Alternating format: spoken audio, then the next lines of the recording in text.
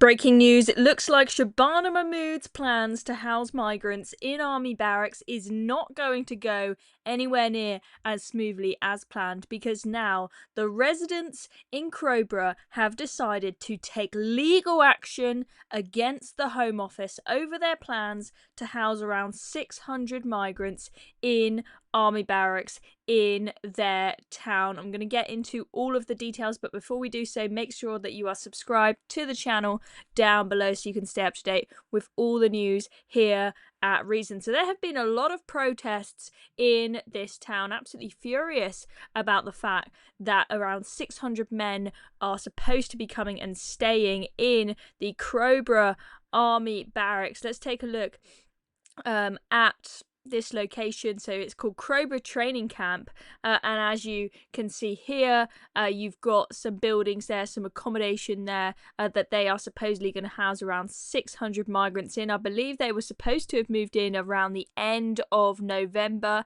but I don't think they've been moved in yet, and now they've had this spanner thrown into the works. There've been a lot of protests going on. There's another photo there of one of the protests in this town. Residents absolutely furious, but of course it's just being forced on them by the Home Office. The local council they're not on board with it. They've been saying this is unacceptable, you need to consult with our community, but the Home Office is just forcing it on them. Talk about democracy, eh?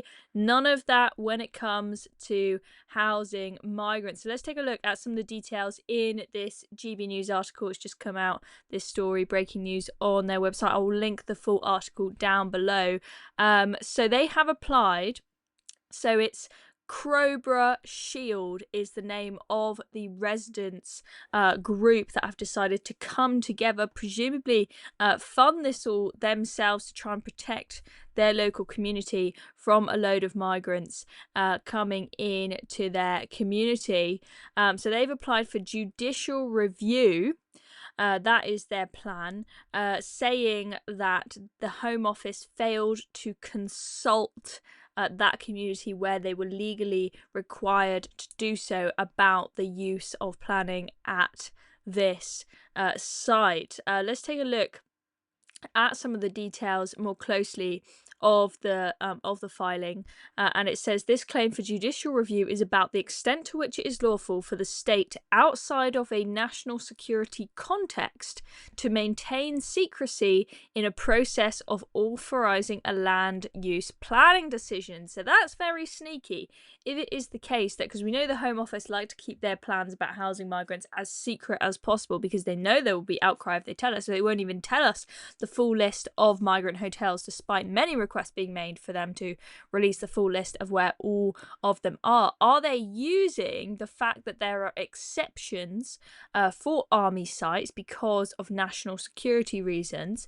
Are they using that as a way to not release appropriate information and consult the community appropriately? That is going to be very, very fishy and very, very controversial if that is what they are done and that is shown in a judicial review. So as I said, the group is called Crowborough Shield, or Crowborough Shield Community Interest Company in full. They have said today in a statement, we can confirm that just after 2 p.m. today, on behalf of the people of Crowborough, we have issued proceedings against the Home Secretary in respect of her decision to house migrants at Crowborough Camp. So this is quite the headache for Shabana Mahmood. This has just happened this afternoon. It's official now.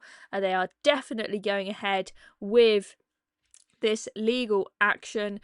We are seeking judicial review to overturn the decision. Our position is that the government's actions breach the community's common law rights to justice and procedural fairness. We rely on Article 6 of the ECHR. ECHR is useful for some things, as you can see, just not others, which protects our right to a fair hearing. Our position is that residents have been denied the opportunity to understand, scrutinise or challenge the decision-making protest. And get this, guys. There were reports that of those roughly 600 men that are supposed to be moved into this site, that around 200 of them were facing criminal charges, including sexual assault allegations. Now, that sounds like quite a high number, you might say. we talk about reports here. We don't know if that is 100% certain, but what my understanding is of this site is that they are using it as a place to rotate people through. They'll only be staying there each for a 60 to 90-day period. So it might be the case that this is being used as a centre for people who've applied for asylum. They've found out they've got criminal charges, they need to be deported, and this is like a holding centre whilst that whole deportation process is going on, and hence that might be why you've got a significant number of people with criminal charges there. Does beg the question, if you are going to house people here with criminal charges, why are you letting them outside? Why would you let them outside? Okay, I mean, in this country, I mean, you might get, you know, you might get bailed rather than remanded in custody. But you know, I think in many cases it applies to Brits that you've got to remain behind bars, but it doesn't to migrants if you have committed a crime. It's very concerning, understandably, for this local community who, as we've seen, have been protesting like crazy. And you know, this does leave the government in a very difficult position. We fought with the Epping case. We thought when we found out that the decision had been made that they cannot house the migrants there, it's against the planning laws. That's what the High Court ruled. We thought, that's it, we've got them, we've got the Home Office. So they're going to have to find an alternative solution now. They're going to actually have to stop the boats coming in. This is going to force them.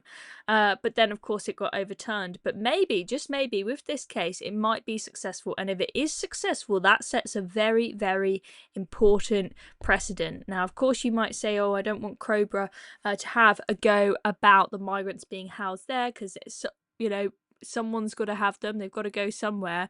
But I do think, as much as I'm not saying Crowborough is extra special than anywhere else in the country, I do think that each community constantly rejecting this and saying, sorry, you need to consult us, we're not having all of these random, if every single community does that, where they try and put them somewhere, that's going to put the pressure on the government to finally stop those, do what they need to stop those boats from coming in. If they realise we have nowhere to house all of these men, it's not possible, the British people are not going to put up with it. There's no town we can choose where people are just going to let it slide.